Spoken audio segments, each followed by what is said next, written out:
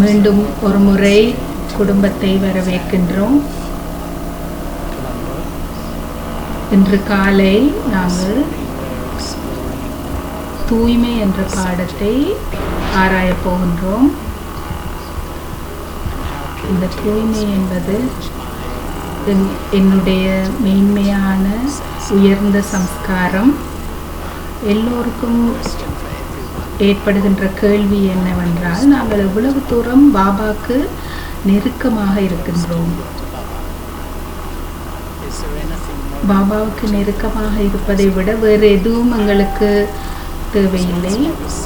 ஏனென்று சொன்னால், பாபா சொல்கின்றார், தூய்மையின் அடிப்படையில் நாங்கள் முற்று முழுதாக பாபாவுக்கு நெருக்கமாக உணர்வோம்.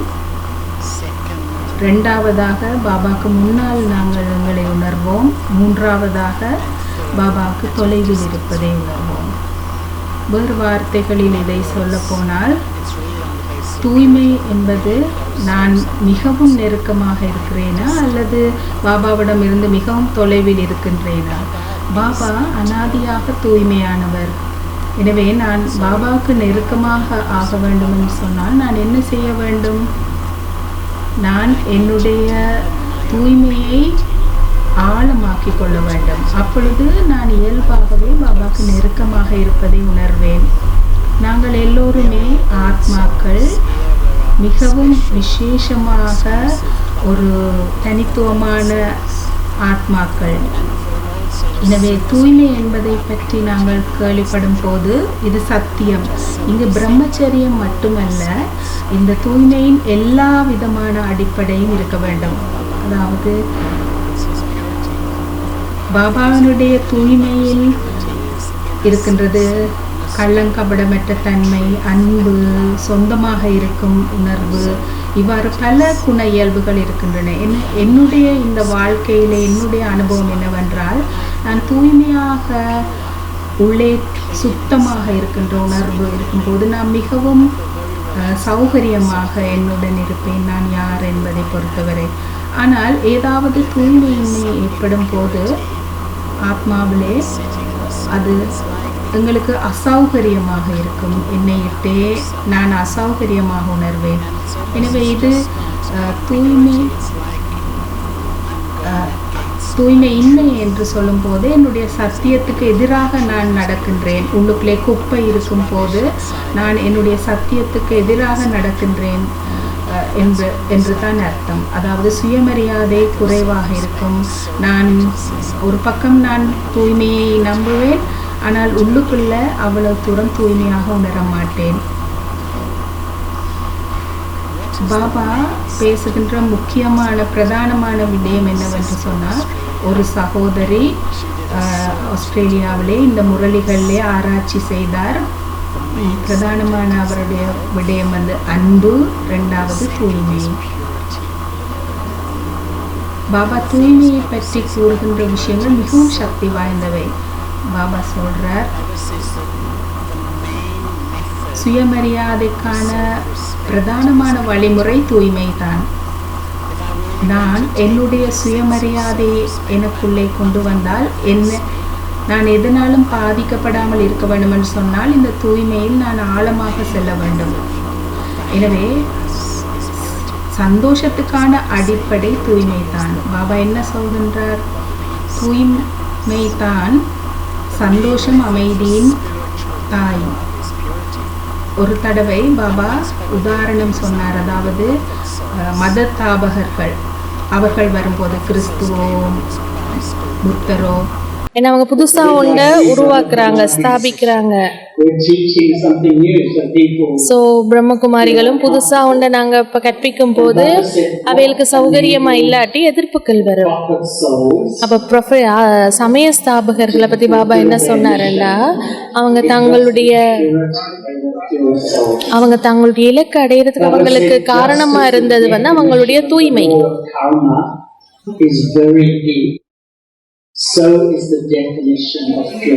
எப்படி கர்ம தத்துவம் ரொம்ப ஆழமானது, ரகசியமானதோ, அதே மாதிரி தூய்மைக்கான பாடமும் ஆழமானது, ரகசியமானது.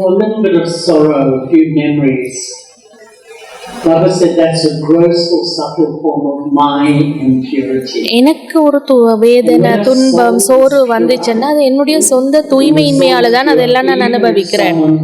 Insults them to their face. யாராவது முகத்துக்கு நேர அவையில அவமானப்படுத்தினா கூட தூய்மை சக்தி நிறைந்த ஆத்மாக்கு அது பாதிக்காது.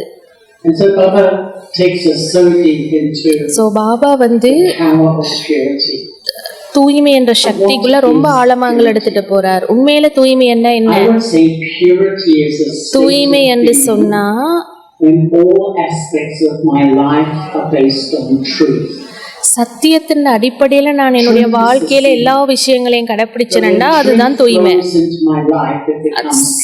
சத்தியம் என்ற வாழ்க்கையில ஒவ்வொரு அணுவிலையும் ஒவ்வொரு விடயத்திலையும் எனக்குள்ள பாஞ்சிச்சென்று சொன்னா அங்க தூய்மை இருக்கும்.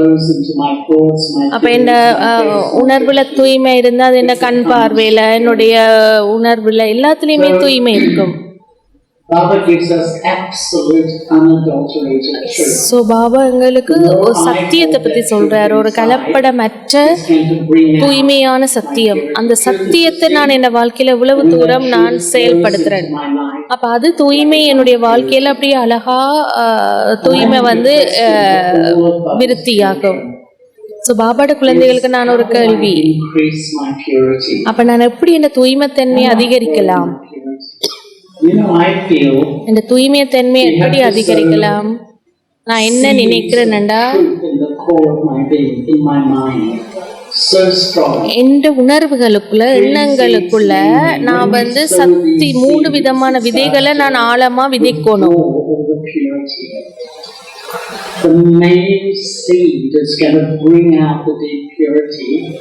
முதலாவது விதை பாபாவோட எல்லா உறவு முறையையும் நான் வச்சிருக்கணும். அந்த தூய்மையை வித்து செய்யறதுக்கு முதலாவது விதை பாபாவோட எல்லா உறவு முறைகளையும் நான் வச்சிருக்கணும், அனுபவிக்கணும். எல்லாம் எல்லாம் எல்லாம் நாங்க லௌகிகமான உறவு முறைகள்ல பொறுப்புகளை நாங்க நிறைவேற்றுவோம். ஆனா பாபா தான் எனக்கு எல்லாமாக இருக்கிறாரா? பாபா தான் எனக்கு எல்லா உறவு முறையிலையும் முதன்மையா இருக்கிறாரா?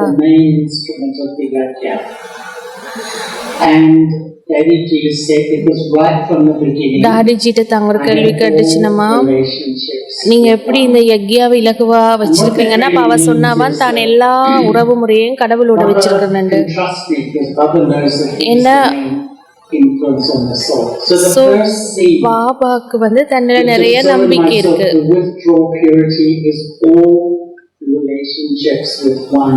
முதலாவது நாங்க தூய்மை அதிகரிக்கணும்னா எல்லா உறவு முறையும் பாபாவோட முதல்ல வச்சிருக்கணும். ரெண்டாவது ஸ்ரீமத்தின் அடிப்படையில நான் இந்த வாழ்க்கையை அமைச்சு கொள்ளணும். ஸ்ரீமத் அப்படி என்று சொன்னா ஒரு ஆழமான சத்திய கோட்பாடு. அந்த சத்தியமான அந்த கோட்பாட்டுல ஸ்ரீமத்துல நான் வாழ்ந்தேன் என்று சொன்ன ஒவ்வொரு அடியையும் எடுத்து நான் துன்பத்தை கொடுக்கவும் மாட்டேன், துன்பத்தை எடுக்கவும் மாட்டேன். நான் அதை பின்பற்றேன் என்று சொல்லக்கூடாது, நான் அப்படி இருக்கணும், நான் அதுல வாழணும். இந்த உலகம் எப்படி இருக்குன்னு தெரியும், அதுல நான் ஸ்ரீமத்தின் படி வாழணும். மூன்றாவது விதை அனைவரையும் நான் நன்மை பயக்கும் உணர்வை வச்சிருக்கணும். பிராமின்ல தூய்மையின்மை தன்மை வர்றதுக்கு காரணம் நாங்க மற்றவங்களை பற்றி எதிர்மறையான உணர்வுகளை வச்சிருக்கிறது, வீணான எண்ணங்களை வச்சிருக்கிறது. நாங்க பாபாவை கேட்போம், பாபாவில நம்பிக்கை இருக்கு, பாபாட சேவை பிடிக்கும், பாபாட ஸ்ரீமத் பின்பற்ற. ஆனாலும் நாங்க சக பிராமணர்களை பற்றியும் மற்றவங்களை பற்றியோ நாங்க உள்ளார்த்தமாக வேணும், நாங்க எதிர்மறையோ வீணான எண்ணங்களை வச்சிருப்போம். அதுக்கு காரணம் என்னோட தூய்மையற்ற தன்மை, அது அவங்கள பத்தினது இல்லை, உண்மையில என்னுடைய தூய்மையற்ற தன்மை. எனக்குள்ள என்ன இருக்கோ அது வெளிவாரத்துக்கு தான் என்ன சூழல் நடக்கிற சம்பவங்கள் சூழ்நிலைகள் அமையுது. அதை நான் பார்த்து அதை இதண்டு எனக்குள்ள என்ன சம்ஸ்காரங்கள் வெளிப்படுது. ஒரு ஞான ஆத்மா தன்னை பார்க்கும். இந்த சந்தர்ப்ப சூழ்நிலையில இந்த விஷயத்துல நான் எப்படி பார்க்கணும், பேசணும், உணரணும்னு தன்னை பார்க்கும். all relationships. ஸோ நாங்கள் வந்து சிப்பா பாபோட தான் நாங்கள் எல்லா உறவு முறைகளையும் வச்சிருக்கணும். அது முதல் வித. ரெண்டாவது வித வந்து நான் வந்து ஸ்ரீமத்தின்படி இருக்கணும். மூன்றாவது வித நன்மை பயக்கிற உணர்வு, எல்லாத்துலேயும் நல்லதை பார்க்குறது, எல்லாருக்கும் நல்ல உணர்வுகளை கொடுக்குற நன்மை பயக்கிற உணர்வு. Impurity is all about influence. தூய்மையற்ற தன்மை அப்படின்னா நிறைய ஆதிக்கங்கள் எனக்குள்ள இருக்கு. Everything affects me. ஆதிக்கங்கள் எனக்குள்ள இருந்துச்சுன்னா அது என்ன பாதிக்கும்? மற்ற நபர்கள், சூழ்நிலைகள், சந்தர்ப்பங்கள், பொருட்கள் எது நடந்தாலும் அதில் ஒரு ஆதிக்கம் என்ன பாதிச்சு என்னுடைய உணர்வுகள், என்னுடைய ஸ்திதி மேல கீழே தளம்பும். ஸோ நான் பாதிக்கப்படுறேன். எவ்வளோ தூரம் நான் பாதிக்கப்படுறேனோ அவ்வளோ தூரம் நான் யோசிக்கணும். நான் வெளி விஷயங்களை வெளிதால நான் ஆதிக்கத்துக்கு உட்படுறேன். உண்மையான ஞானம் உள்ள ஆத்மா, ஞானம் நிறைந்த ஆத்மான இந்த ஆதிக்கங்கள்ல இருந்து விடுபட்டிருப்பார். நாங்கள் நிறைய நாள் ஞானத்துல இருந்தா அப்புறம் கூட சொன்னோம்னா அவங்க தான் காரணம், அவங்க இப்படி செஞ்சதால தான் நான் இப்படி வந்து மற்றவங்களை எங்களால கட்டுப்படுத்த முடியுமா? இல்ல. ஆனா அவர்கள் எப்படி நடந்தாலும் என்னோட ரியாக்ஷனை, என்னோட வெளிப்படுத்துற தன்மையை நான் மாத்திக்கலாம். ஸோ நான் பாதிக்கப்படுறேன்னா என்னோட தூய்மையற்ற தன்மை இதுக்கு காரணமா, என்னோட அசுத்தம் தான் இதுக்கு காரணம், என்னத்தை நான் பார்க்கணும். என்ன இந்த நேரம் வந்து ரொம்ப ரொம்ப அவசியமானது, முக்கியமானது. என்னல நான் கவனம் செலுத்துக்கு இதுல வந்து நாங்க தூய்மையை வளர்த்து கொள்ளணும். சத்தியுகத்துல எங்களை எதுவுமே ஆதிக்கம் செலுத்தாது. ஏன்னா நாங்க 100% தூய்மையா இருந்தோம், 100% சத்தியத்துக்குள்ள இருந்தோம். அப்ப அங்க ஆதிக்கங்கள் இல்ல, அப்ப அதெல்லாம் பாதிக்கப்பட மாட்டேன். அப்புறம் துவாபர யுகத்துல துவாபர யுகத்துல நியதி என்னன்னா, நான் எதுக்காவது ஆசைப்பட்டேன்னா அது இந்த ஆதிக்கம் எனக்குள்ள வரும். அதாவது இந்த நபர் என்ன அன்பு செலுத்தணும்னு ஆசைப்பட்டேன்னா அது இல்லாத பட்சத்துல நான் பாதிக்கப்படுவேன். ஸோ எனக்கு என்ன ஆசைகள் வருதோ, எதை விட்டு பௌதிகமான விஷயங்களோ இல்ல பதவியோ அல்லது ஏதாவது உறவு முறையோ, ஸோ அது ஆசைப்பட்டேன்னா அது இந்த ஆதிக்கத்துக்குள்ள போவேன், நான் அதால பாதிக்கப்படுவேன். ஸோ இந்த முழு சக்கரத்திலேயும் எல்லாமே எங்கெல்லாம் ஆதிக்கத்துக்கு உட்படுத்துது. Sometimes the tiniest thing, சின்ன விஷயம், மற்றவற்ற ஒரு சின்ன அபிப்பிராயம், ஏதாவது ஒரு வார்த்தை இல்ல அவங்களோட முகபாவனை, ஒரு சின்னம் உடனே என்னுடைய உணர்வுகளை மாத்துது, என் ஸ்திதியை மாத்துது. ஸோ அதுக்கு காரணம் என்னோட தூய்மையற்ற தன்மை தான் அதுக்கு காரணம். ஸோ பாபா வந்து எங்களை இந்த ஆதிக்கங்களுக்குள்ள இருந்து எங்களை விடுவிக்கிறதுக்கு, குணமாக்குறதுக்கு தான் பாபா வந்திருக்கிறாரு. ஸோ பாபா என்ன ஆதிக்கங்கள் குணமாக்கும் போது நான் நிறைய தூய்மை சக்தியை எடுத்துக்கொள்ளுவேன். முதல் ஆதிக்கம் பாபா குணமாக்குறது வந்து பௌதிக உலகத்திலிருந்து எங்களை குணமாக்குறது. ஏன்னா நாங்க பௌதிக உலக விடயங்கள்ல ரொம்ப ஆசைப்படுவோம், எதிர்பார்ப்போம், அது எங்களை ரொம்ப பாதிக்கும்.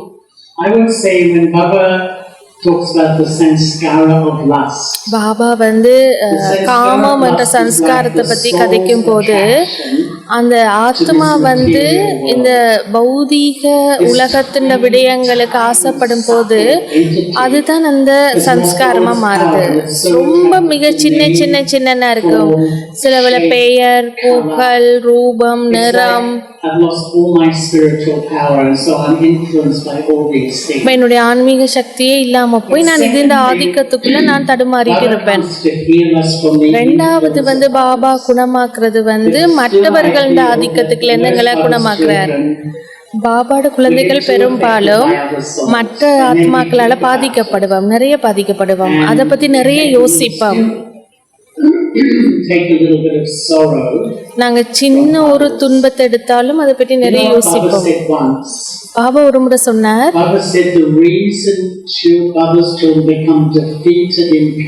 பாபாவோட குழந்தைகள் தூய்மையற்ற தன்மையால தோற்கடிக்கப்படுறதுக்கு காரணம் வந்து மற்றவர்கள்ல ஒரு இம்ப்ரெஷன் எடுக்கிறது, இம்ப்ரெஸ்ட் ஆகுறது, அவங்கள ஒரு பாதிப்பு ஏற்படுது, அவங்களோட நல்லா ஞானம் கதைச்சா அவங்கள ஒரு அபிப்பிராயத்துக்குள்ள போறது, இம்ப்ரெஷனுக்கு போறது.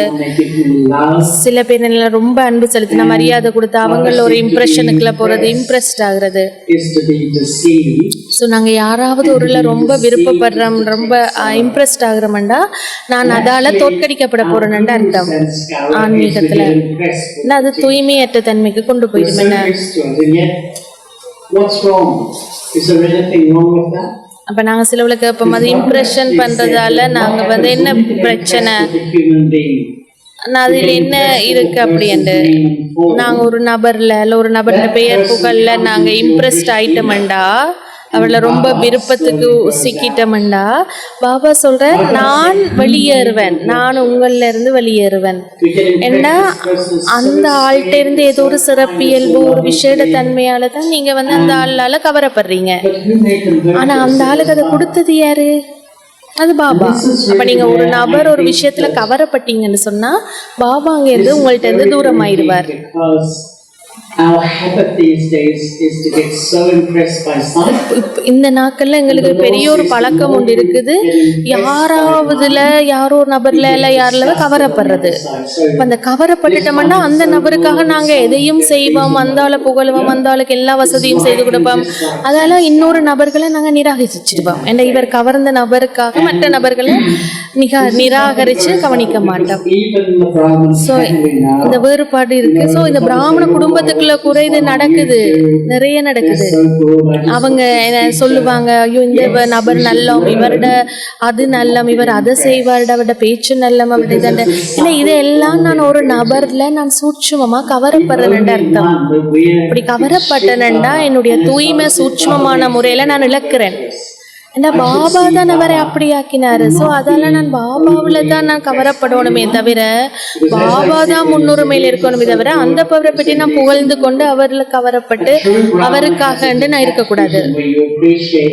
ஸோ ஒரு உண்மையான பிராமணன்றது நீங்க ஒவ்வொருத்தர்லையும் இருக்கிற நல்ல விஷயங்களை பார்ப்பீங்க, அதுக்கு பாராட்டுவீங்க. ஆனா அதோட நீங்க பற்றற்ற பார்வையாளராக வந்துடுவீங்க. உங்களுக்கு விருப்பமான கவரப்பட்ட ஒரு ஆளை முன்னுக்கு வச்சு அவரை முன்னிறுத்தி எல்லாம் செய்ய மாட்டீங்க, எல்லாரையும் ஒரே மாதிரி தான் பார்ப்பீங்க. ஸோ என்னுடைய தூய்மைத்தன்மை என்ன நிலையில இருக்குன்றதை எப்படி நான் பார்க்கலாம், நான் மற்றவங்கள்ட்ட நான் கொடுக்குற ரியாக்ஷன்ஸ், நான் எப்படி அவங்களுக்கு நான் என்னுடைய வெளிப்படுத்தேன்.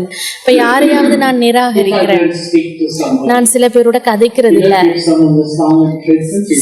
சில பேருக்கு நாங்கள் மௌனமா இருந்து அவைகளுக்கு ஒரு ட்ரீட்மெண்ட் கொடுப்போம், சில பேருக்கு முகத்தை திருப்பிட்டு போவோம், சில பேர்ல பழி வாங்குற உணர்வு இருக்கு. அப்படி என்ன எங்களுக்குள்ள தமோ பிரதான் சன்ஸ்கார் தான் இருக்காம். ஸோ தூய்மையற்ற தன்மை. இன்னொரு நபர் வந்து அவர் வந்து கருவியாகிறார் என்னுடைய நிலையை காட்டுறதுக்கு. நான் கோவப்படுறேன், நான் முறைப்பாடு செய்கிறேன், நான் பிடிக்கல என்றேன், நான் பார்க்காம போறேன்டா அவர் கருவியாகிறார் என்னுடைய தூய்மைன்ற நிலை என்னன்னு எனக்கு காமிக்கிறதுக்கு. அது தமோ சன்ஸ்காரம்.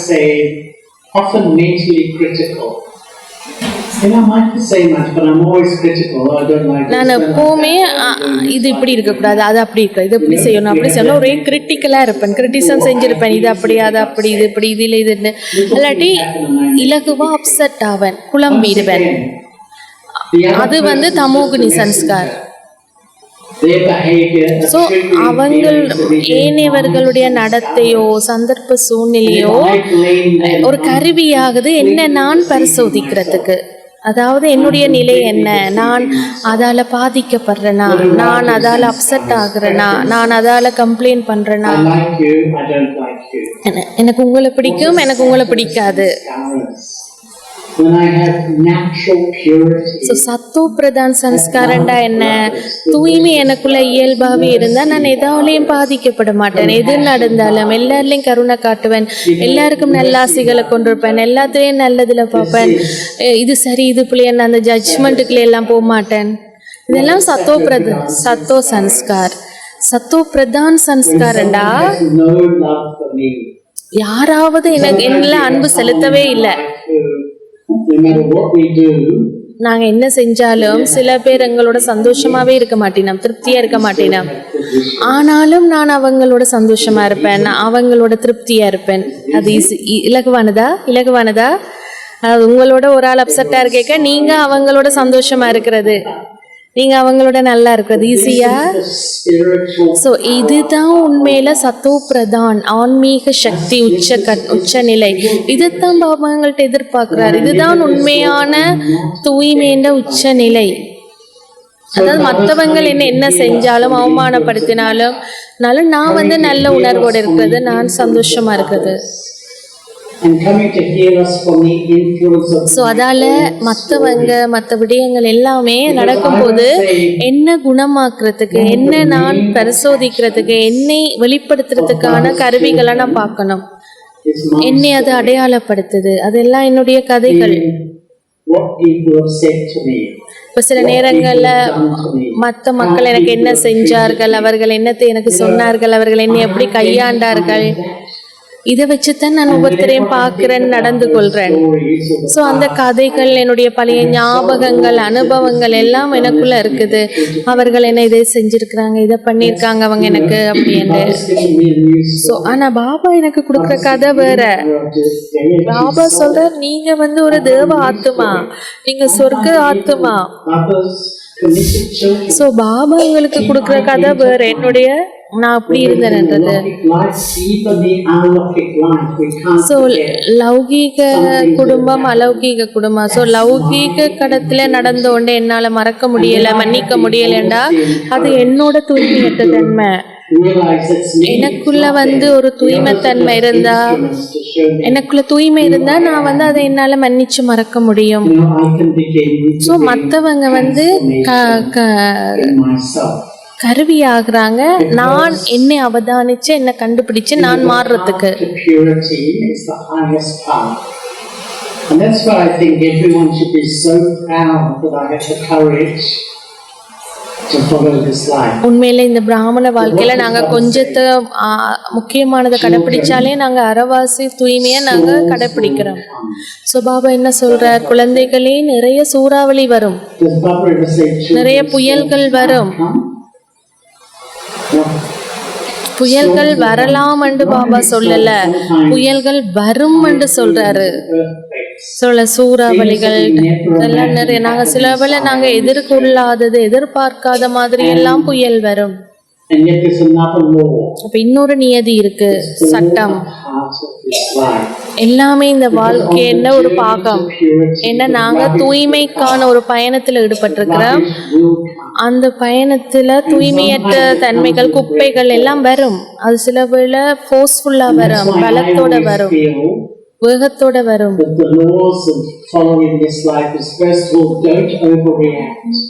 அதாவது முதலாவது நாங்க இந்த வாழ்க்கையில நாங்க எதையும் உடனடியா ரியாக்ட் பண்ணக்கூடாது. அப்ப நாங்க ரொம்ப அமைதியா இருக்கும் போது திடீரென எனக்குள்ள குப்பைகள், எதிர்மறையானதுகள் எல்லாம் வரைக்க நாம சில யோசிச்சிரோம், ஐயோ நம்மளுக்கு என்ன நடக்குது, நான் அமைதியான ஆத்மா இல்லையோ, நான் தூய ஆத்மா இல்லையோ, நான் நல்ல ஆத்மா இல்லையோ என்றெல்லாம் சில வேளை நாங்க யோசிக்க ஆரம்பிச்சிருவோம். ஆனா அதெல்லாம் நியதிகள், கர்மிக் அக்கவுண்ட்ஸ் அடிப்படை எங்களுக்கு வரும். இப்போ முதலாவது நீங்க ரியாக்ட் பண்ணக்கூடாது, ரெண்டாவது நீங்க அதை பற்றி யோசிக்க கூடாது. ரெண்டாவது நீங்க யோசிக்க கூடாது. ஏன் நடந்துச்சு, எதுக்கு நடந்துச்சு, எதால நடந்துச்சு, ஏன் இப்படி, ஏன் அப்படி, அந்த மாதிரி எல்லாம் நிறைய யோசிச்சீங்கன்னா உங்களுக்குள்ள ஒரு பயம் வந்துடும். உங்களை பத்தியே எல்லாம், உங்களோட சம்ஸ்காரங்களை பத்தி, உங்களோட முயற்சிகளை பத்தியும் உங்களுக்கு ஒரு பயம் வந்துடும். நாங்க சிலவுல பிராமணர் 5 வருஷம் 10 வருஷம் எல்லாம் இருந்திருப்போம். திடீரென்று பார்த்தா இப்ப இந்த குப்பைகள் எல்லாம் வருது.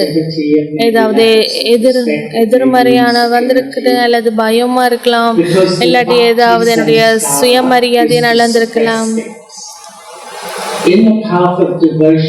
பக்தி மார்க்கத்துல எங்களால மாற்ற முடியல. அப்ப நாங்க அதை என்ன செய்வோம்னா, நாங்க குப்பைகளை அமர்த்தி வச்சிருப்போம். அப்போ வெளியில நாங்க நல்ல பிள்ளைகள் மாதிரி இருப்போம், நல்லா காட்டிக்கொள்ளுவோம், மென்மையான நல்ல பிள்ளைகளா. ஆனா உள்ளுக்குள்ள குப்பைகளை நாங்க மூடி மறைச்சு வச்சிருப்போம். அப்ப இப்படித்தான் பக்தி மார்க்கத்துல இருப்பான். வெளி உலகத்துக்கு ஒரு முகத்தை காட்டுவோம், உள்ளுக்குள்ள எனக்குள்ள வேறு ஒரு முகம் இருக்கும். என்னுடைய அழுக்குகளை நான் வெளியில காட்ட மாட்டேன். என்ன எனக்கு அப்ப எல்லாம் தெரியாது, சன்ஸ்காரம்ண்டா என்ன, அது எப்படி மாத்தலாம் எல்லாம் எனக்கு அப்ப தெரியாது. அப்ப நான் அதெல்லாம் மறைச்சு வைக்கிற மாதிரி உள்ளுக்குள்ள அமர்த்தி மறைச்சு வச்சிருந்தேன்.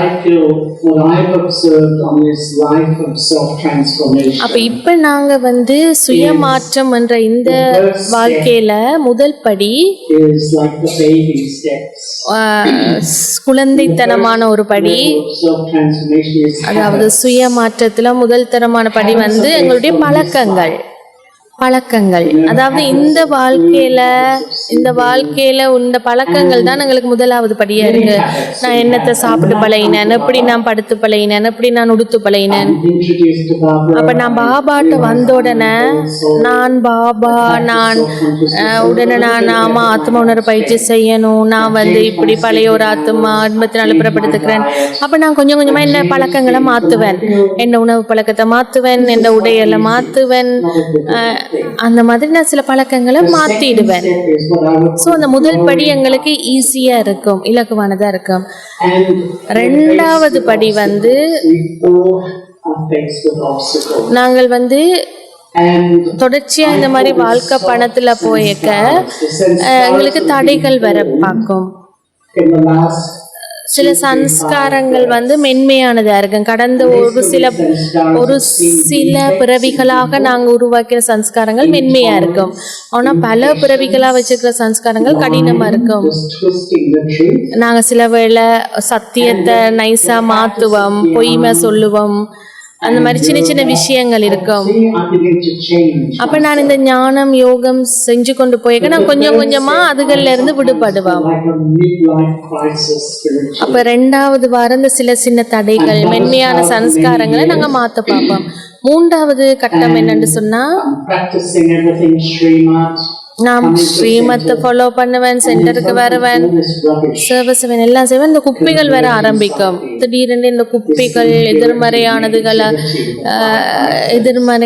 விகாரங்கள் எல்லாமே திடீரென்று வெளிப்படுற மாதிரி இருக்கும். அப்ப நான் பிராமணரா இவ்வளோ காலம் இருந்திருக்கிறேன், ஆனா இப்பவும் இந்த மாதிரி எல்லாம் எனக்குள்ள இருக்கா? அப்ப எனக்கு என்னிலேயே ஒரு சந்தேகம் வரும். அப்ப நான் தூய்மையாக முடியுமான்னு ஒரு சந்தேகம் கூட வந்துடும். ஏனென்னா பிராமின் லைவ்ல கூட, பிராமண வாழ்க்கையில கூட அந்த பக்தி மார்க்கத்து பழக்கத்தை வச்சிருப்போம். நைஸா எல்லாத்தையும் அமர்த்தி கீழே வச்சுக்கிறது. வந்த புதுசுல அது என்னுடைய விகாரங்கள் பலவீனங்கள் எல்லாத்தையும் அமர்த்தி கீழே வச்சு, ஆனா அது காலப்போக்குல பல வருடங்கள் ஆகிக்க அதை அமர்த்தி கீழே மூடி மறைச்சு வச்சிருக்க எல்லா திடீர்னு வெளிப்படும். இப்ப சில வேளை எனக்கு வந்து கோபம் இருக்குன்னா அது எரிச்சலா வரும். எனக்கு எது நடந்தாலும் அதோட எரிச்சல் வரும். அப்ப சில பேர் சொல்லுவாங்க, ஐயோ நான் ஞானத்துக்கு வர முதல் கூட எனக்கு இப்படியெல்லாம் எரிச்சல் படுறதில்ல, பட்டன் எரிச்சல், ஆனா இப்ப எரிச்சல் வருது, எதை எடுத்தாலும் எரிச்சல் படுறேன்னு. அப்ப ஞானம் எடுத்த அப்புறம்தான் எனக்கு கோபம் வருது, எரிச்சல் வருது, பொறாம வருது. இதுக்கு முதல்ல நான் அப்படி இருந்தது இல்லைன்னு சொல்லுவாங்க. ஏன்னு சொன்னா சுய மாற்றத்துல இது வந்து ஒரு மாற்றம் நடைபெற முறை. என்ன உள்ளுக்குள்ள அமுழ்த்தி வச்சிருந்தது மறைச்சு வச்சிருந்ததெல்லாம் வெளியில வந்து இல்லாம போக போகுது. சோ இந்த சன்ஸ்காரங்கள் வந்தது உண்மையில துவாபர யுகத்திலிருந்து எங்களுக்குள்ள உருவாகி இருக்கு. என்ன எனக்குள்ள சுயமரியாதை இல்ல, பயம் இருக்கு, பாதுகாப்பற்ற தன்மை, இது எல்லாமே வந்து இது எங்களுக்குள்ள ஆழமா பல பிறவிகளா இருந்து வந்திருக்கு. அப்ப நாங்க எங்கள் உண்மையில நாங்க மாற்றணும், நாங்க ஒரு தேவதை ஆகணும். அப்படின்னா இதுகளுக்கு எல்லாம் நாங்க முகம் கொடுத்து நாங்க மாற்றத்தை கொண்டு வரணும். சிலதை நாங்க அமுழ்த்தி விட்டுடுவோம், அழுத்தி வச்சு கொள்ளுவோம். சிலவளை நாங்களே சொல்லுவோம், இல்லை நான் அப்படி இல்லை என்று சொல்லி நான் அதை வந்து இல்லைன்னு நினைப்பேன். என்னுடைய குப்பைய என்னுடைய அசுத்தத்தை நான் பார்க்க விரும்ப மாட்டேன். அப்ப அதால அதை என்னட்ட இல்லைன்னு நினைச்சு கொண்டிருப்பேன். மற்றவங்க சொன்னா கூட, ஏன் நீங்க எப்படி இருக்கிறீங்க, உங்கள்ட்ட இது இருக்கு அப்படின்னா, இல்லை நான் அப்படி இல்லை, எனக்குள்ள இல்லை, நீங்க சும்மா சொல்றீங்க, பொய் சொல்றீங்க அப்படின்னு எல்லாம் சொல்லி நான் அப்படி இல்லை என்று சொல்லி நான் அதை வந்து நிராகரிச்சுட்டு இருப்பேன். ஏன்னா எனக்கு அந்த குப்பை எனக்குள்ள இருக்குன்றதை என்னால் ஏற்றுக்கொள்ள முடியாது. And this is, sometimes we suppress, sometimes we so இதை நாங்கள் பிளைண்ட் ஸ்பாட்னு சொல்லுவோம். ஸோ இந்த மாதிரி நாங்கள் வந்து சில விஷயங்களை என்னுடைய வாழ்க்கைய நாங்கள் வந்து அமைச்சுக்கொள்ளுவோம். அப்படின்னா சில பேரை தவிர்க்கிறதுக்கு, சில விஷயங்களை தவிர்க்கிறதுக்கு, எனக்கு பிடிக்காதெல்லாம் தவிர்த்து வாழ்றதுக்கு நாங்கள் எங்களோட வாழ்க்கையை அமைச்சுக்கொள்ளுவோம். எனக்கு என்ன குழப்பமடைகிறார்களையெல்லாம் நான் தவிர்த்து கொள்ளுவேன். எங்கேயாவது நீங்க அசௌகரியத்தை உணர்ந்தீங்கடா, உங்களோட உள்ளுக்குள்ள எங்கேயாவது அசௌகரியம், அழுத்தம், ஒரு பதட்டம், அப்ப நாங்க என்ன செய்வோம்னா அந்த உணர்வுகள்ல இருந்து நாங்க ஓடி போறதுக்கு தான் பார்ப்போம். ஆனா நான் ஒரு பிராமண ஞானம் நிறைந்த ஆத்மாண்டா, அந்த அசௌகரியத்துக்கு கீழே என்ன இருக்கு, நான் அதுல இருந்து என்னத்தை கற்றுக்கொள்ளணும், ஏன் நான் இந்த நபரோட அசௌகரியமா உணர்றேன், ஏன் இந்த சூழல்ல நான் அசௌகரியமா உணர்றேன்னா அதை கண்டுபிடிக்கணும், அதை கற்றுக்கொள்ளணும். அப்ப நான் அதை பார்க்கணும், அதை ஆராயணும். இதுதான் உண்மையான பிராமண வாழ்வு. என்ன எங்கட பாகம் என்னன்னு சொன்ன டிராமாவுல, நாடகத்துல எங்கட பாகம்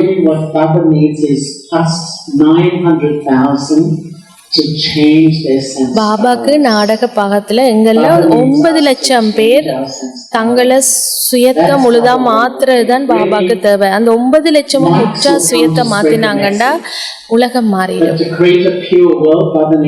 ஸோ பாபாக்கு புதிய உலகத்தை உருவாக்குறதுக்கு 9 லட்சம் பேருண்ட சத்தோ பிரதான் சன்ஸ்காரம் தேவை. ஸோ நாங்க வந்து எங்களோட சன்ஸ்காரத்தை இவ்வளவு தூரம் மாற்றி இருக்கிறோம். நான் இந்த சன்ஸ்காரங்களை மறைக்கலாம், நிராகரிக்கலாம், தவிர்க்கலாம். ஆனா நான் ஒரு முதிர்ச்சியான பிராமினா, நான் வந்து சுயமாற்றத்தை தான் நான் அவதானிச்சு கொண்டு வருவேன். ஸோ சில நேரங்களில் நாடகம் வந்து ஒரு பழைய சன்ஸ்காரத்தை வெளிப்படுத்தி விட்டுடும். அப்போ ஒரு சூழ்நிலை இது வந்து திடீரென்று இப்படி தளம்பல் அடைய செய்யும். என்ன இப்போ நாங்கள் ஞானம் நிறைந்த ஆத்மானா நான் ஏன் இப்படி தளம்பல் அடையணும், இதில் நான் என்னத்தை பாவிக்கணும் அப்படி இருக்கணும்னு ஆராய்ந்து கண்டறிந்து மாற்றிடும். ஆனால் ஞானம் இல்லாத ஆத்மா அந்த மாதிரி ஒரு தளம்பல் அடைகிற குழப்பம் சந்தர்ப்பம் தான் அந்த அதை தவிர்த்து விட்டு போயிடும். என்ன கையாள தெரியாது.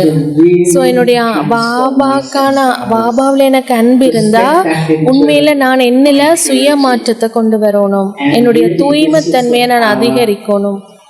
ஸோ இதுதான் வந்து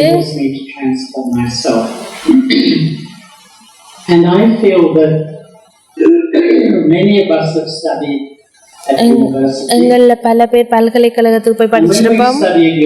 ஸோ நாங்கள் பல்கலைக்கழகத்தில் படிக்கும்போது எங்களுக்கு ஒரு திட்டம் இருக்கும். நான் இறுதி பரீட்சையை பாஸ் பண்ணணும்னு சொல்லி நாங்கள் ஒரு திட்டம் திட்டுவோம். அதாவது 6 மாதம் 1 வருஷம் அப்படின்னு ஒவ்வொரு இடத்துல எப்படி நாங்கள் பாடத்திட்டத்தை முடிக்கணும்னு திட்டம் போடுவோம். இப்போ இங்கே நாங்கள் நான் அமிர்த் வேலா செய்கிறேன்னு ஒரு நாள், ஒரே நாளில் அமிர்த் வேலா செஞ்சோடனே இந்த பழைய சன்ஸ்காரம் எல்லாம் போயிட்டு நான் தூய்மையான ஆத்மாவா வந்துடுவேனா? அது அப்படி நடக்காது. அப்ப நாங்க ஒரு திட்டம் திட்டணும், சுய மாற்றத்துக்கும் நீண்ட கால திட்டம் ஒன்று நாங்க திட்டணும்.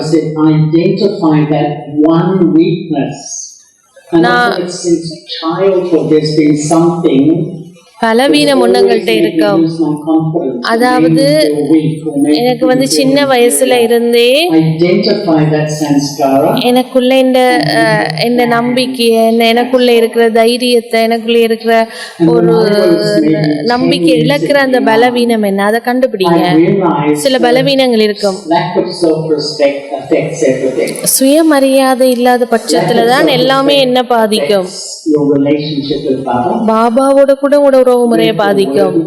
first about it. என்ன நான் பாபா இப்படி இருக்கிறதுக்கு எனக்கு தகுதி இருக்கான்ற ஒரு எண்ணம் கூட வந்துடும். அதே மாதிரி பிராமணா குடும்பத்தோட உங்களோட உறவு முறை பாதிக்கப்படும்.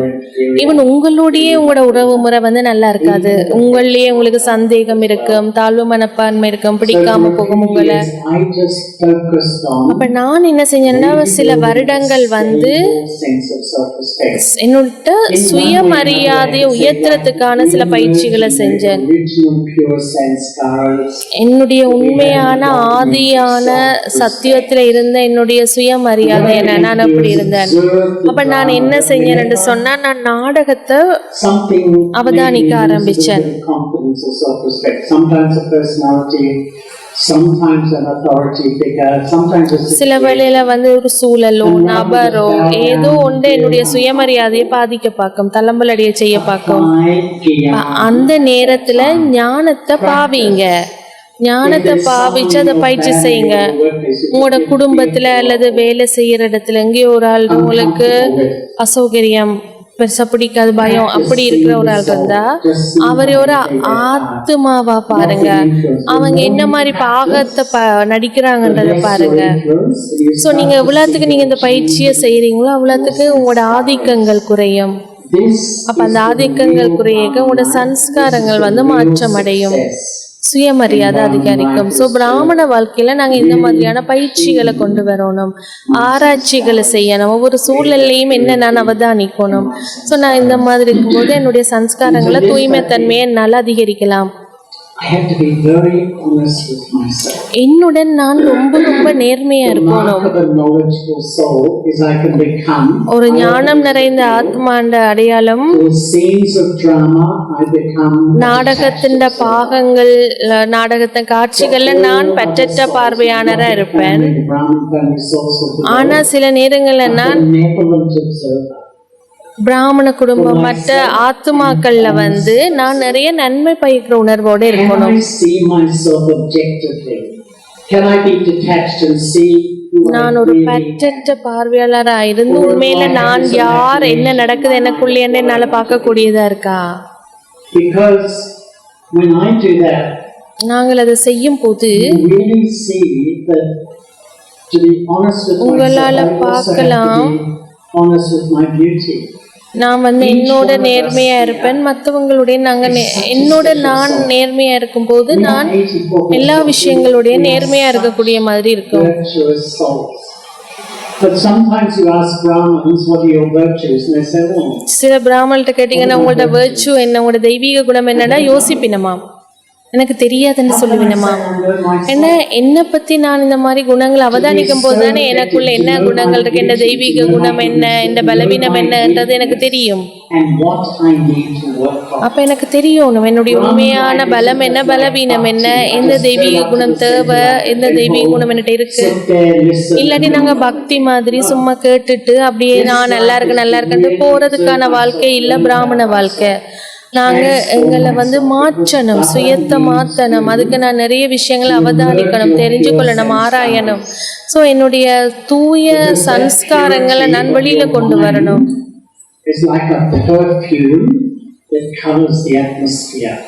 ஸோ இந்த மனதில் தோன்ற எண்ணங்கள் உணர்வுகள் வந்து ஒரு பெர்ஃப்யூம் மாதிரி, நறுமணம் மாதிரி சூழல்ல அதிர்வலைகளை ஏற்படுத்தும், அதோட பாதிப்பை ஏற்படுத்தும். ஸோ எனக்குள்ள எவ்வளோ தூய்மை இருக்கோ அவ்வளோத்துக்கு நான் அவ்வளோ தூய்மையாக இருக்கணும், அவ்வளோத்துக்கு நான் மற்றவங்கள நல்லதை பார்ப்பேன்.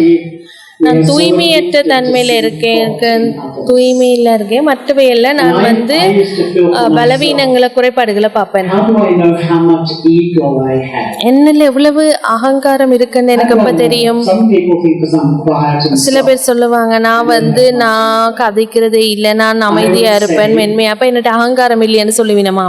it's my attitude to other people. ஆனால் அகங்காரம் என்றது மற்றவையில பொறுத்து என்னுடைய மனோபாவம். I'm thinking why they like this.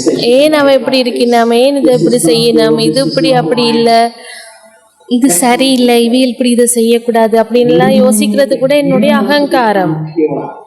If you want to நான் really தூய்மை ஆகணும் அப்படி என்று சொன்னா நான் ஒரு தீர்மானத்தை இப்போ எடுக்கணும்.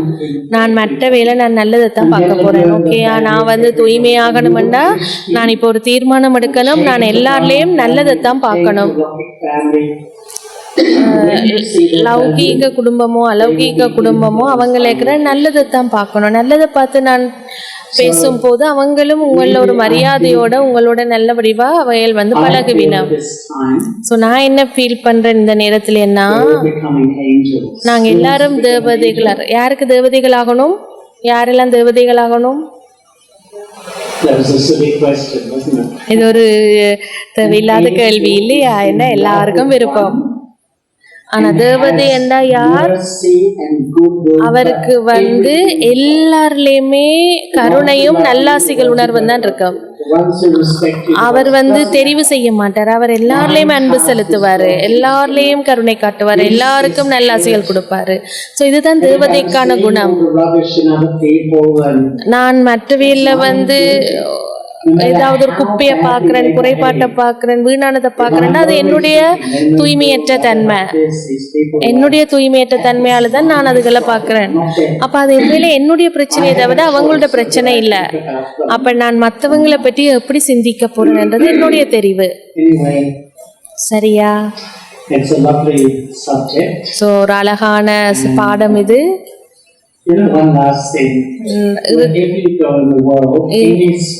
இறுதியா உண்டு, நீங்க எங்க போனாலும் எந்த ஆன்மீக ஒன்று கூடலுக்கு போனாலும் அவங்க அன்பை பற்றி கதைப்பாங்க, அமைதியை பற்றி கதைப்பாங்க, சந்தோஷத்தை பத்தி எல்லாத்தையும் பத்தியும் கதைப்பாங்க.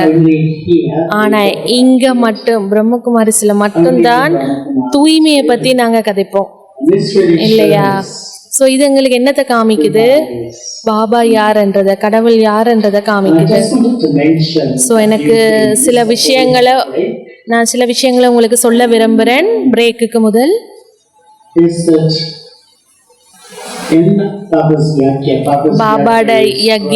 பாபாட யக்யம் வளர்ந்து கொண்டு போகுது விரைவாக உலக ரீதியில. உங்களுக்கு தெரியுமா, இந்தியாவுல இப்ப வந்து 7,000 நிலையங்கள் இருக்கு, 48,000 கீதா பச்சலாக்கள் இருக்கு, 55 டீச்சிங் பிளேசஸ், கிளாஸ் லொகேஷன்ஸ் இருக்கு, 55,000. ஸோ இந்த எங்களோட பிரம்மகுமாரிஸ் நிறுவனம் வந்து விரிவடைஞ்சு கொண்டே போகுது. அப்போ அதால் வந்து சில மாற்றங்களும் அதில் உருவாகுது. 2007ஆம் ஆண்டில் வெளிநாட்டு பிரம்மகுமாரிகளை சார்ந்த வெளிநாட்டு அங்கத்தவர்கள் எல்லாரும் கதைச்சோம், தாதீஸ் எல்லாம் வந்து ஒன்று சேர்ந்து கதைச்சாங்க. அந்த நேரத்தில் இப்போ நாங்கள் இந்த விரிவாகத்தில் நாங்கள் என்னத்தை செய்யணும், வெளிநாடுகளில் என்ன மாதிரி மாற்றங்களை கொண்டு வரணும்ண்டு. ஸோ அந்த நேரம் தான் எங்களுக்கு வந்து போர்டுன்றது, ஃபங்க்ஷன் போர்டுன்றது அப்போ தான் உருவாக்கப்பட்டது. என்ன பாபா வந்து யக்யத்தில் எப்படி நாங்கள் எங்களோட யக்ய நாங்க வழி நடத்தணும், அப்படி செய்யணும்ன்றத அம்மா பாபா உருவாக்கி இருக்கிறாங்க. ஆனா அதே சமயத்துல அது நாட்டு சட்ட திட்டங்களுக்கு ஏற்பவும் நடக்கணும் நிறுவனம். சோ அந்த நாட்டின் சட்ட திட்டங்கள், கவர்மெண்ட் என்ன மாதிரி நிதி நிலைமைகளை நிர்வகிக்க சொல்லுது, சொத்துக்கள் வாங்கும் போது என்ன சட்ட திட்டங்கள். சோ இதுக்காகத்தான் வந்து போர்டு உருவாக்கப்பட்டது. ஆனா வந்து யக்யத்தின் நாளாந்த நிறுவனத்தின் பிரம்மகுமாரி நிறுவனத்தின் நாளாந்த விடயங்களை நிகழ்றதுக்கு தான் வந்து தேசிய பொறுப்பாளர்கள் அல்ல தேசிய அமைப்புகள் உருவாகினது. ஸோ போர்டு வந்து நாட்டின் சட்டத்திட்டத்துக்கு அமைய யக்யத்தை கொண்டு நடத்துறதுக்கும், ஸோ நிறுவனங்க யக்யத்தை கொண்டு நடத்துறதுக்கு தான் சிஎம்டி என்று உங்களுக்கு ஸ்ரீலங்காவில் உருவாக்கப்பட்டிருந்தது. ஆனால் சேவை வளரேக்க நாங்களும் மாற்றங்களை கொண்டு வரணும், விரிவாக்கணும். ஸோ சிஎம்டி என்றது வந்து இப்போ நாங்கள் வந்து என்சிடி என்று கூப்பிடுறோம், நேஷனல் கோஆர்டினேட்டிங் டீம், தேசிய ஒன்றிணைக்கும் அமைப்பா இல்லை தேசிய ஒன்றிணைப்பு அந்த மாதிரி என்சிடி, நேஷனல் கோஆர்டினேட்டிங் டீம் அந்த நேம மாத்திரம் இந்த சிஎம்டி என்றது இப்போ நேஷனல் என்சிடியா மாறுது. ஸோ ஆஸ்திரேலியாவில் நாங்கள் கிட்டத்தட்ட 10-12 வருஷத்துக்கு இந்த மாற்றத்தை கொண்டு வந்துட்டோம். யூகேயில் வந்து இதே மாதிரி இப்போ ஒரு சில வருடங்களும் செஞ்சுட்டோம். அமெரிக்காவிலையும் இப்போ 2 வருஷத்துக்கு முதல் ஒரு மாற்றத்தை கொண்டு வந்துருந்தோம். அப்போ நாங்கள் என்ன சொல்ல விரும்புகிறேன்னா, இந்தியாவுக்கு வெளியில வந்து Sri Lanka is the biggest. ஸ்ரீலங்காவில் தான் நிறைய சேவை நடக்குது உலகத்திலேயே. It's amazing. இது ரொம்ப ஆச்சரியமான நல்ல விஷயம் இல்லையா? கைத்தட்டலாம். ஏன்னா இந்தியாவுக்கு அடுத்ததா வெளிநாடுகள்ல ஸ்ரீலங்காவில் தான் நிறைய பிராமணர்களும் சேவையும் நிறைய நடக்குது. ஸோ ரொம்ப நல்லது இங்க. Place of more that's Kali because there's problems everywhere. So அந்த மாதிரி விரிவாக்கம் You can focus on the good things. நீங்க நல்ல விஷயங்கள்ல Everything. நீங்க நல்லதை பார்த்து நல்லதை செய்யும் போது எல்லாமே நல்லா நடக்கும். ஸோ எல்லாமே இலகுவாகவும் இருக்கும். And also in the Yajna system. So யக்யாண்ட சிஸ்டத்தின் படி More sisters to take more. So நாங்கள் யோசித்தோம் அந்த பொறுப்பில் வந்து சகோதரிகள் நிர்வாக பொறுப்பில் சகோதரிகளும் வரணும் நிறையன்னு யோசித்தோம். எங்களோட யக்யம் வந்து சகோதரிகளை முன்னிறுத்தித்தான் செய்யப்பட்டிருக்கு. Baba has put the sisters in. Baba கூட சகோதரிகளை தான் முன்னிறுத்தினாரு நிர்வாகத்தில். மம்மா அப்படி தாய்மார்கள் தாதிமார்கள்னு நிர்வாகத்தில் பெண்களை. ஸோ அதே மாதிரி அதை நாங்கள் இங்கே கொண்டு வர விரும்பினேன். ஸோ ஆரம்பத்தில் சிஎம்டியில் வந்து சுரேஷ் பாய், சீலன் பாய், ரஞ்சிபென் இருந்தாங்க இவ்வளோ நாளும். இப்போ புதுசாக வந்து இவங்க 3 பேரோட ரம்மி சிஸ்டரும் லேக்கா சிஸ்டரும் கணேஷ் பாயும் சேர்றாங்க. ஸோ அதை இன்சிடி டீமாக இந்த 6 பேரை கொண்டு வருது. 3 சிஸ்டர்ஸும் 3 பிரதர்ஸும். எங்களோட இன்சிடி டீமில் ஆஸ்திரேலியாவில் 12 பேர் இருக்கிறோம். ஸோ எங்களோட இன்சிடி ஆஸ்திரேலியாவில் நாங்கள் 12 பேர் இருக்கிறோம். அதில் கிட்டத்தட்ட நிறைய சிஸ்டர்ஸ் இருக்காங்க. அந்த இதில் 10 சிஸ்டர்ஸும் 2 பிரதர்ஸும் தான் இருக்கிறோம் ஆஸ்திரேலியாவில். ஸோ 10 சிஸ்டர்ஸ் 2 பிரதர்ஸும் அந்த இன்சிட்டியில். ஸோ இங்கே வந்து 6 பேர். ஸோ எல்லாருக்கும் ஒவ்வொரு பொறுப்புகள் கொடுத்துருக்கு, ஒவ்வொருத்தருக்கும் ஒவ்வொரு பொறுப்புகள் கொடுத்துருக்கு. ஸோ கணேஷ் பாய்க்கு வந்து அவருக்கு வந்து ஆன்மீக பராமரிப்பு, அவர் நிறைய ஆன்மீகத்தை பராமரிப்பு, அதே மாதிரி குடும்பத்தில் வந்து பராமரிக்கிற ஒரு அதாவது நிறைய பேர் வயசாகிறாக்கள் இருக்கணும், மனநோயால் பாதிக்கப்பட்டாக்கள் இருக்கணும். அதே மாதிரி ஸோ அதெல்லாம் பிரதர் கணேஷ் பார்ப்பாரு. ஸோ சீலன் பாய் வந்து தொடர்ச்சியாக வளமாக போல் மேல் மாகாணம், அதே மாதிரி தெற்கு மாகாணம் இடங்களை பார்ப்பாரு. அதே மாதிரி சுரேஷ் பாய் வந்து கிழக்கு மாகாணமும் மலையகமும் அவர் பார்ப்பாரு. ஸோ அதோட சேர்ந்து சுரேஷ் பாய் வந்து சொத்துக்களை வாங்குறது, சொத்துக்களை பராமரிக்கிறது பிரம்மகுமாரிஸ்ன்ற பேரில் அதெல்லாம் பார்ப்பாரு. சீலன் பாய் வந்து நிதி நிலைமை. அதே மாதிரி ரஞ்சி சிஸ்டர் வந்து தெய்வலைக்கு இப்போ வருவா. இனிமே தெய்வலை வந்து ஒரு என்சி ஆஃபீஸாக மாறும். So main centre. ஸோ அங்கே ஒரு சிஸ்டர் வாரது நல்லது மெயின் சென்டருக்கு. ஸோ அதால் அது வந்து சிஸ்டர்ஸுக்கு ட்ரைனிங் எல்லாம் தேவைப்படும். ஸோ அதால் சிஸ்டர் ரஞ்சி அங்கே வராங்க. லேக்கா பென் வந்து ஜஃப்னாக்கு மூவ் ஆகுறாங்க, லேக்கா சிஸ்டர். ஸோ ரஞ்சி சிஸ்டர் வந்து மெயின் சென்டர்ல இருந்து என்சிடி டீம் சார்பில் மெயில்ஸ் கம்யூனிகேஷன் எல்லாம் அவங்க பார்த்துப்பாங்க. லேக்கா பென் வந்து ஜஃப்னாக்கு மூவ் ஆகுறாங்க, மாறுறாங்க. ஸோ அவங்க வந்து வடமாகாணத்தை பார்த்துப்பாங்க, வடமாகாணத்தில் இருக்கிற நிலையங்கள் எல்லாம் பார்த்துப்பாங்க. அதே நேரத்தில் ரிட்ரீட்ஸ் நடத்துறது, அந்த மாதிரியான விஷயங்களை அவங்க பார்த்துப்பாங்க. ரம்மி சிஸ்டர் ஏற்கனவே